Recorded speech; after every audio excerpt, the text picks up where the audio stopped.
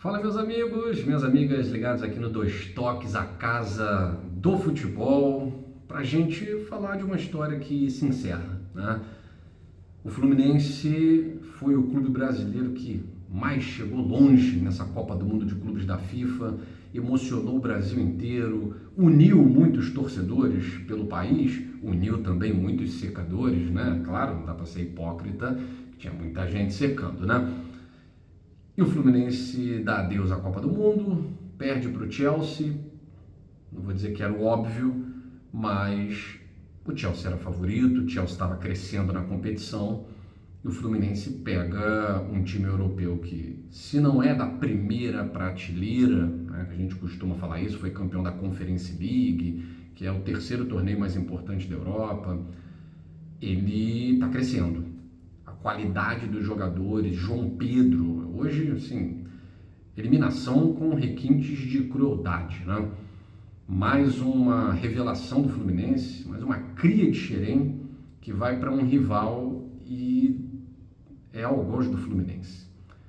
João Pedro fez os gols que fizeram o tricolor encerrar o sonho de quem sabe chegar à final e conquistar a Copa do Mundo de Clubes da FIFA.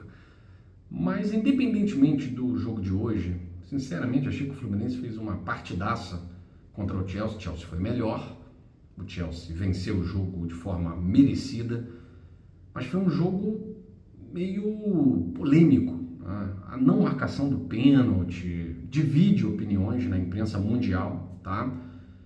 Muitos acham que realmente não foi pênalti, o árbitro muito convicto, marcando a penalidade, o VAR muito convicto, indicando a não marcação da penalidade, e pelo Brasil e pelo mundo a gente vê realmente a mídia dividida, especialistas de arbitragem divididos.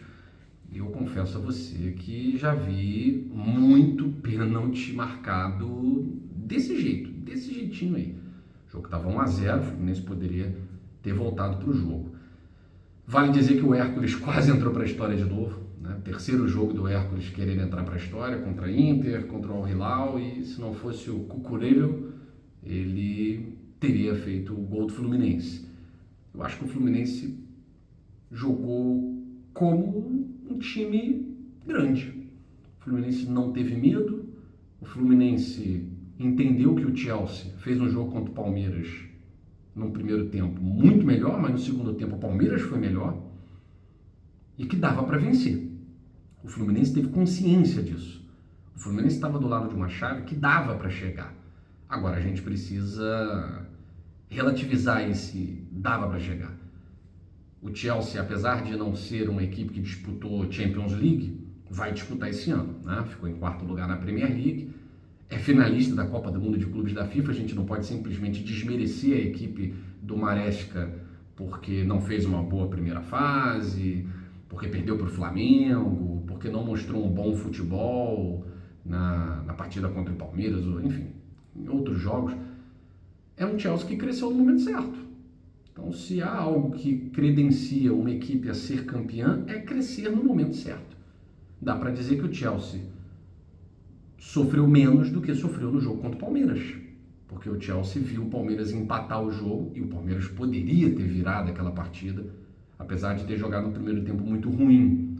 O Fluminense teve chance de marcar gol, mas o Chelsea também as teve. E através do João Pedro, cria do Fluminense, que nem comemorou, né? Teve ali o respeito ao clube que o projetou para o futebol, mas ele acabou com o jogo. Que jogador é o João Pedro?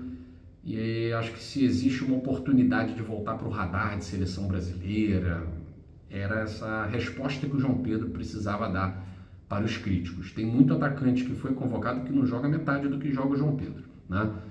Então a história do Fluminense se encerra, mas se encerra na Copa do Mundo de Clubes, no coração do torcedor tricolor e no imaginário do torcedor brasileiro. Hoje todo mundo viveu o Fluminense, seja para torcer a favor, seja para secar.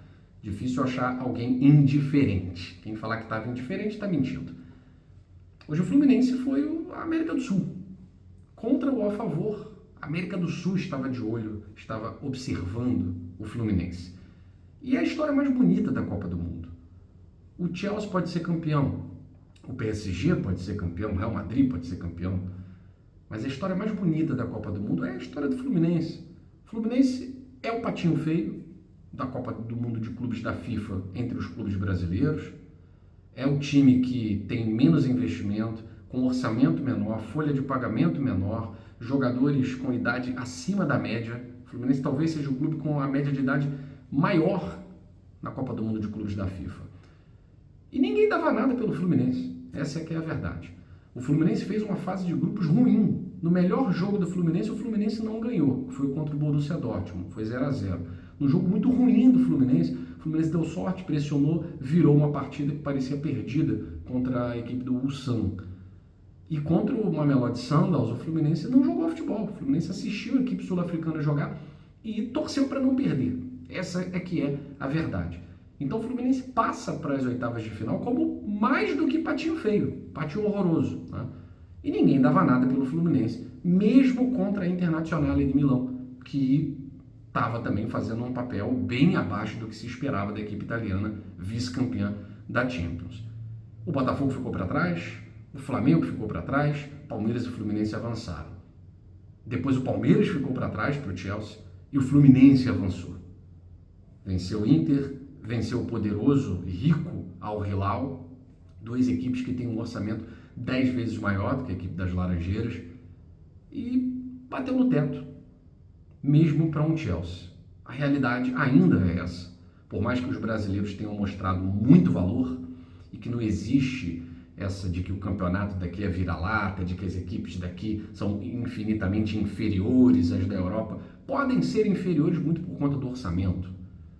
Mas nós mostramos muito valor e o Fluminense representou o futebol brasileiro, representou o futebol brasileiro, representou o futebol do Rio de Janeiro, representou o futebol sul-americano. Os brasileiros, os argentinos não, os brasileiros, todos se classificaram para as oitavas de final. E o Fluminense foi o que mais longe chegou. É a história mais bonita da Copa do Mundo. Não vai ficar com a taça. A gente estava pensando aqui, o Fluminense vai repetir quem? Marrocos, fez uma campanha linda, mas ficou na semifinal. Croácia, que contra tudo e contra todos chegou numa final de Copa do Mundo, mas perdeu para a França. Ou a Grécia de 2004, que contra todos os prognósticos foi eliminando gigante por gigante, né?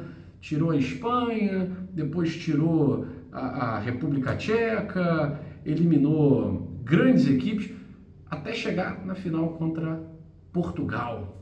E venceu Portugal de Figo, Cristiano Ronaldo, Pauleta, Rui Costa, um monte de craques ali naquele time português, e a Grécia foi campeã. Não foi Grécia, não foi Croácia, mas foi Fluminense. O Fluminense tem muito do que se orgulhar, o torcedor tem muito do que se orgulhar.